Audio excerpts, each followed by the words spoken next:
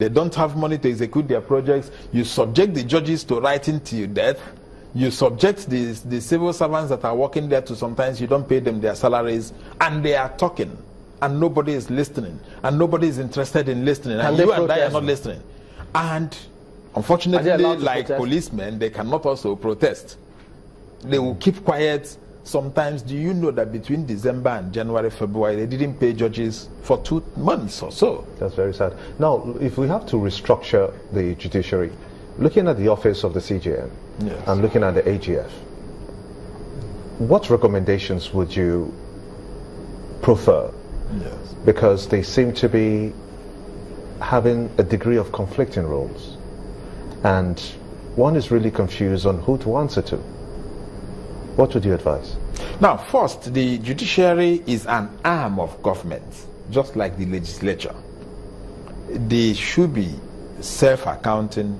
They should be on their own. You have the office of the AGF, Attorney General of the Federation. Many of us had said that we should separate the office of the Attorney General of the Federation and Minister of Justice.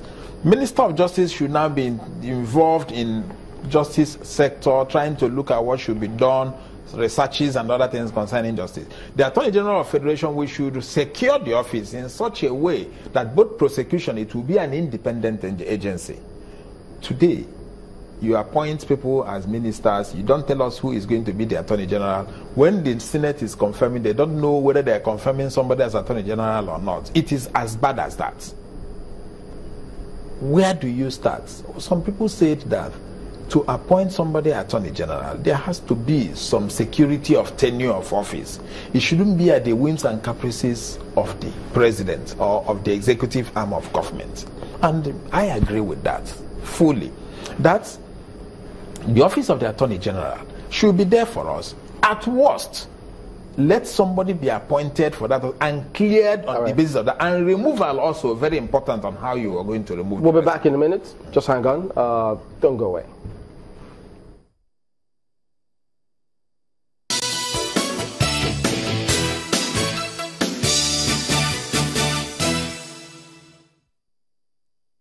Welcome back. Let me ask you, I mean, do you think that the way judges are appointed contributes in any way to the challenge that judiciary is facing? Yes, over time we've been talking about the way judges are appointed, which most times used to be in terms of who do you know.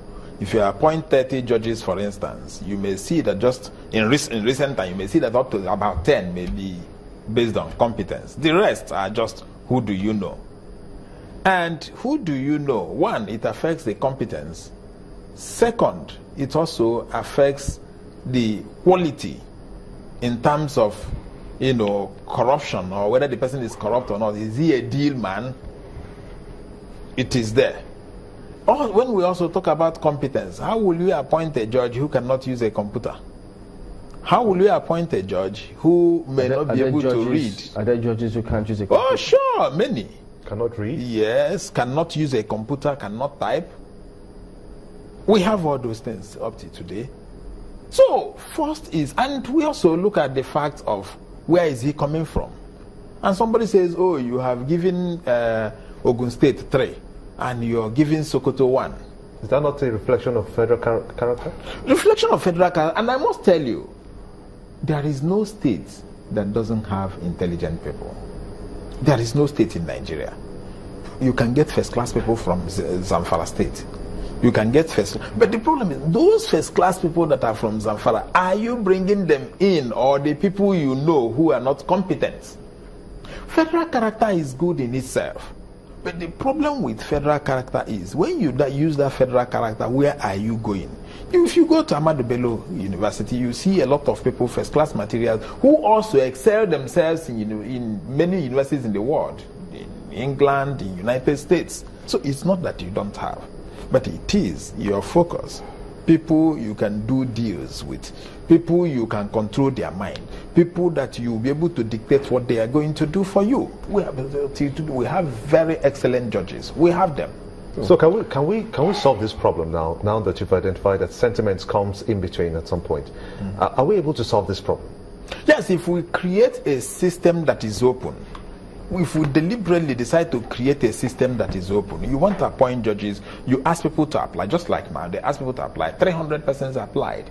Out of these 300 persons, if you're appointing 20, you see you'll be able to get very... Remember that even these 300 that applied, many good people refuse to apply because they feel it will not be fair.